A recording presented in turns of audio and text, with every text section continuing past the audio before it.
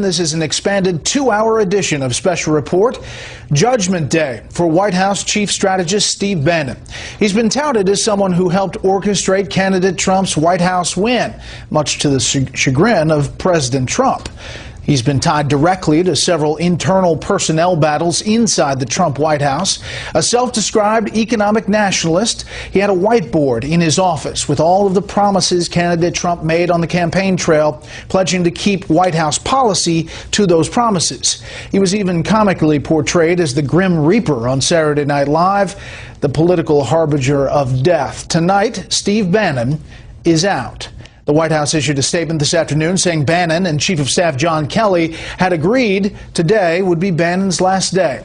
Let's start off with two of the reporters intimately connected to what's going on at 1600 Pennsylvania Avenue. Joining me tonight, Chief White House Correspondent John Roberts and Chief National Correspondent Ed Henry. John, first to you. What do we know about the timeline, the tick-tock of how this all went down? Well, there's a couple of competing narratives that are going on here, Brett. First of all, White House sources have told me that this has been going on for several days now, that John Kelly, the new Chief of Staff, has been evaluating a lot of the people who are employed at the White House, and that it was Kelly and Bannon who came to an agreement that today was going to be Bannon's last day, suggesting that John Kelly had a pretty significant hand in the fact that Bannon was no longer going to be with the White House. However, people who are close to Bannon say that he actually tendered his resignation back on the 7th of August, that it was supposed to take effect the beginning of this week, but it got pushed because of the aftermath of the events in Charlottesville. So two competing narratives there, but there's no question, I think, Brett, that Bannon's tenure at the White House has been somewhat uncertain for a number of weeks, if not months, and we do know that the president has got a little bit frustrated, at least with him, with the role that Bannon seemed to be taking, or at least the perspective of his role at the White House, with that Time magazine article, the way he was portrayed on late-night television and whatnot, as being in much the same way Karl Rove was with George Bush, sort of Donald Trump's brain.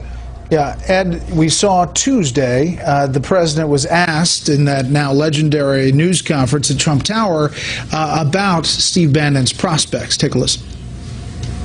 Tell us broadly what do you still have confidence in Steve? Well, we'll see. Look, I like Mr. Bannon. He's a friend of mine.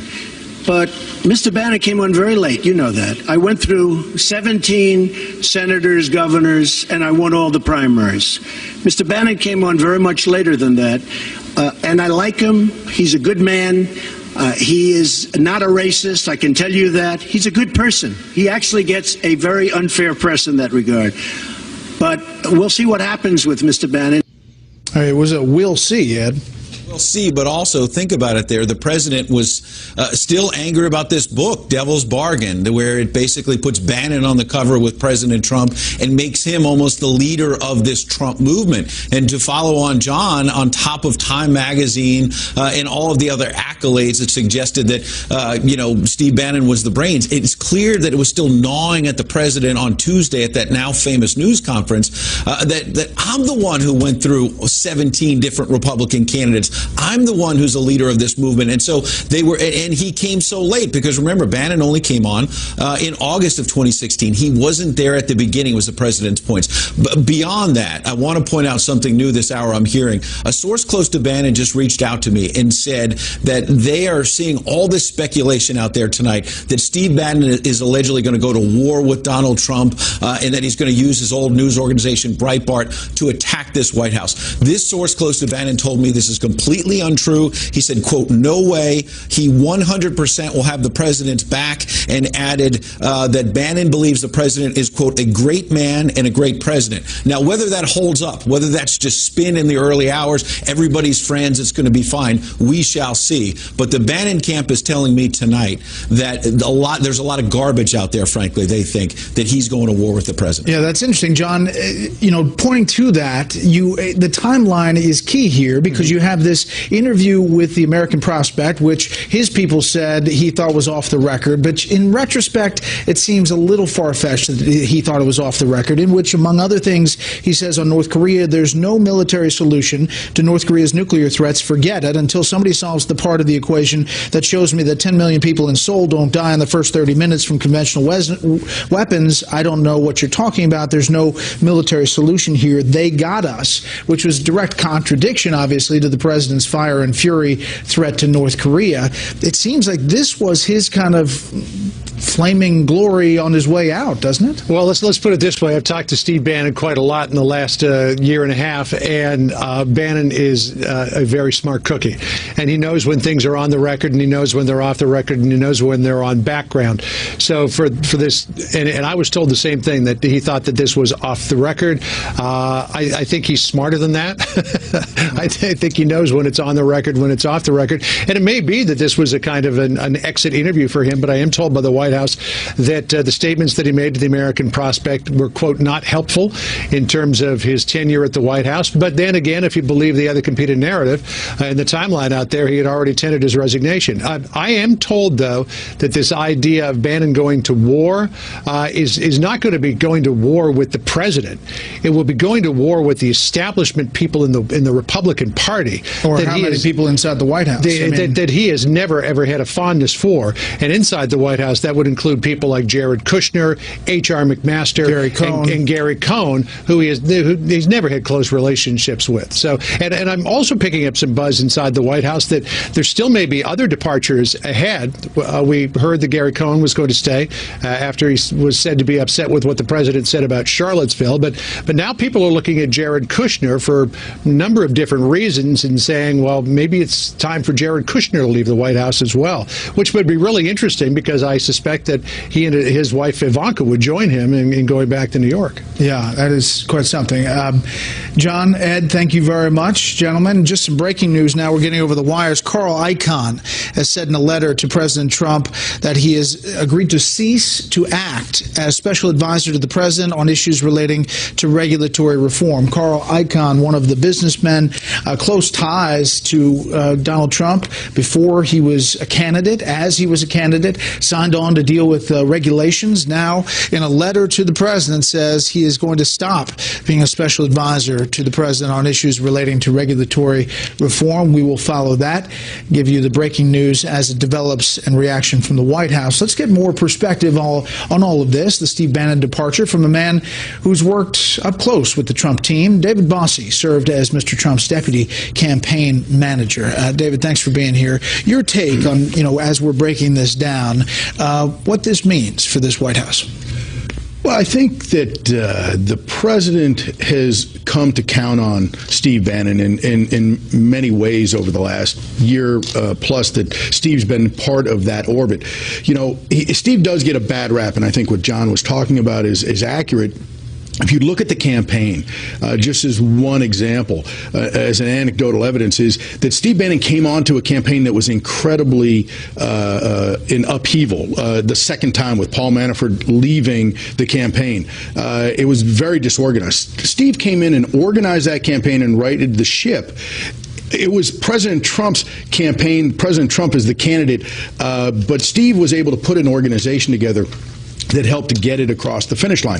So I think that there's a lot of people pointing fingers about chaos, but I don't know if Steve is 100% responsible. Well, if you look at this White House and you talk about upheaval, and we'll put on the screen the firings or resignations since President Trump has been in office, I mean, it's quite stunning to see them all on one page. And you see all of these folks, the chief of staff, national security advisor, we're not even getting into the FBI director who was fired, third communications director, second White House press secretary. This is all from the time he took office until today. That is an administration in flux. It is. Steve Bannon leaving is not going to change that, what's gone on in the past. Steve, when he leaves, and I think, again, it is not going to be that he is going to be at war at all with the president. He is 100% committed. I've talked to Steve today several times.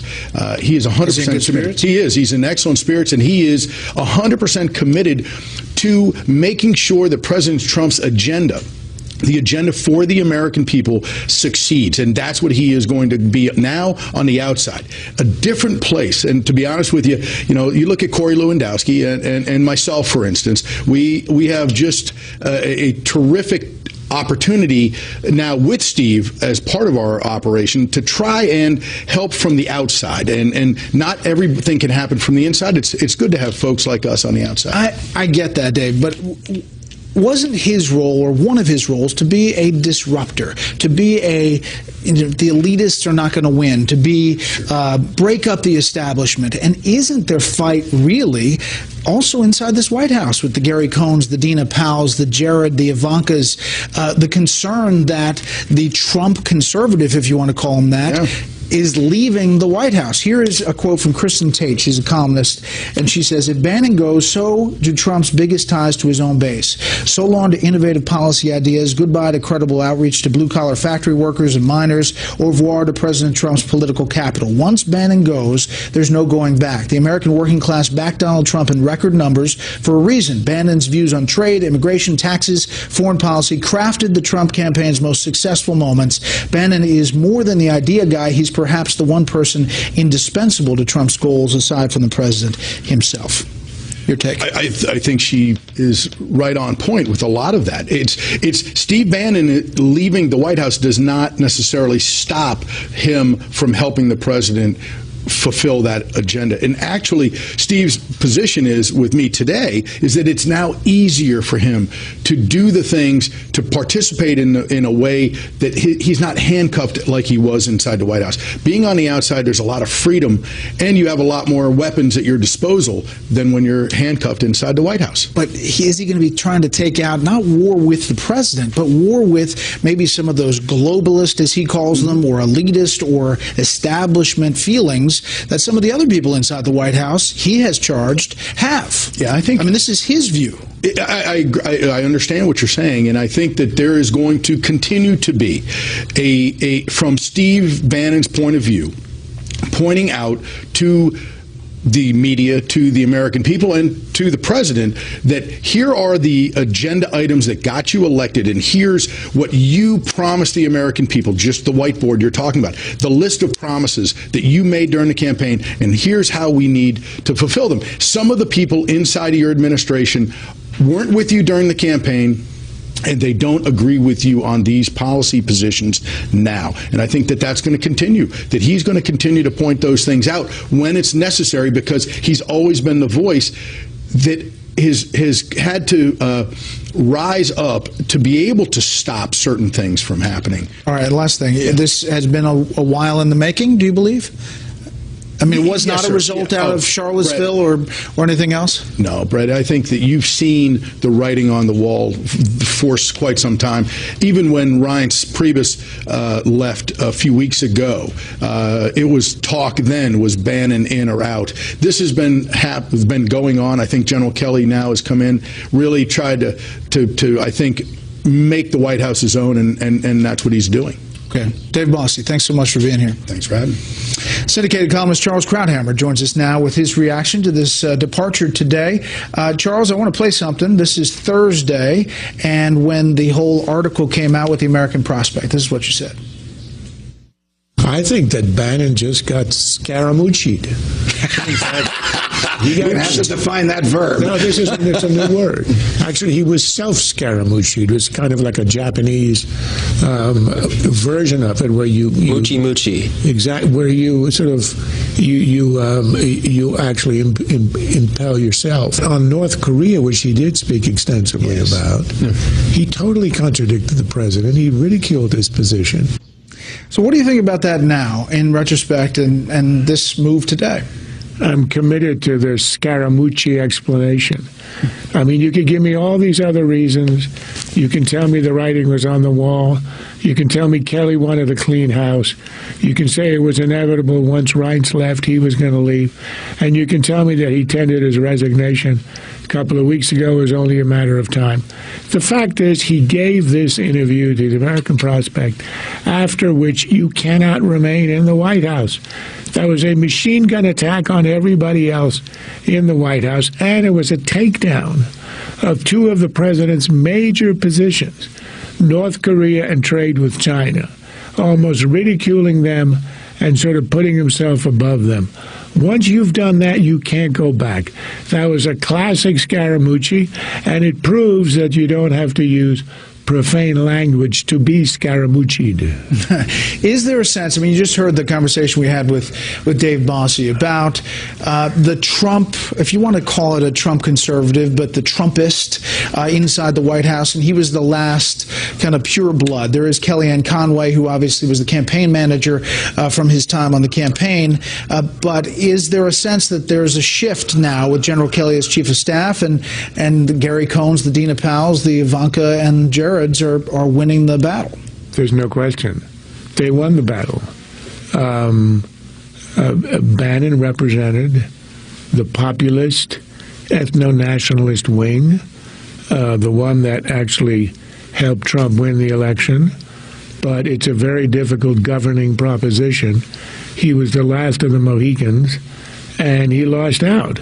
He tried to attack all his other enemies, the globalists, and I'm sure that on the outside, probably returning to Breitbart, and with the Mercer billionaire money, he will continue that battle.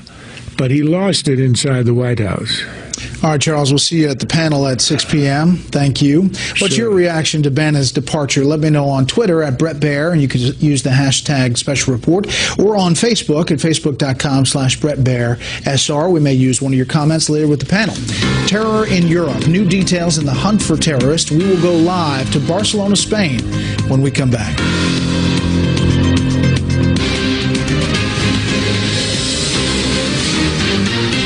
News around the world now. Police in Spain are at this hour looking for suspects in 2 terror attacks. 14 people are dead, and authorities are after what they believe is an ISIS terror cell. Correspondent Benjamin Hall has the latest tonight from Barcelona. He joins us live. Hello, Benjamin. Yeah, hi, Brett. Well, look, welcome. Good evening from Barcelona and from Las Ramblas, which is the beating heart of this city. And it was on this incredibly busy street yesterday at around 5 p.m. that white van plowed through pedestrians, swerving left and right, killing, in the end, 13 of them. And we're tragically learning that among those 13 was a 3-year-old boy and also an American named Jared Tucker. And that we're just learning recently. He was a 42-year-old from California, and he was here to celebrate his first wedding anniversary. But the attack didn't stop there, and it was clear that this was part of a wider cell. 8 hours later, and 62 miles south of Barcelona, there was another attack in a town called Cambril, where 5 terrorists in a car ran police and pedestrians, killing 1 lady. Now, those 5 terrorists were killed there, and we're just also learning from Spanish media that one of those killed was the driver of that white van. But here in Barcelona, people already trying to get back to normal. The street opened up straight away, and you can see up and down it the memorials to those who died, and really it is a city trying to get back to normal. Earlier today there was a minute of silence as well. The Spanish Prime Minister as well as the King Felipe VI took part in that, and really you get a sense that this is a city that, as much as it was cowed initially by those attacks, is getting back to normal. But 4 people remain arrested, and the news now that 1 American dead, 42-year-old, and also the driver of that white van dead as well. Brett? Benjamin Hall, just before midnight in Barcelona. Benjamin, thank you. Now to another hotspot around the world. It's not often that you hear a head of state advocating the killing of his own people, but that's exactly what Philippines President Rodrigo Duterte is doing in response to the deaths of dozens of people during his crackdown on illegal drugs. Reporter Kitty Logan shows us what's happening there tonight. Yet more bloodshed on the streets of Manila. Over 90 people have been killed in drugs raids in the Philippines this week alone. It's one of the deadliest periods since President Rodrigo Duterte began a crackdown on illegal drugs over a year ago. He praised the latest raids, which also led to the arrest of over 250 people. The 32 who died in a massive raid in Bulacan earlier, that's good. If we could kill another 32 every day, then maybe we can reduce what ails this country. Philippines police are calling this latest phase of the war on drugs a one-time, big-time push. It's a coordinated operation in areas of high crime, often poor neighbourhoods. Opposition politicians have criticised the violence and the high death toll, but the police are defending their actions. When we arrived here at Don Pedro area, the moment our police arrived, these two men fired at and fought our officers, which is what resulted in their death. But the killings have sparked outrage, and there have been several protests in response. Human rights groups have warned the government's violent crackdown may amount to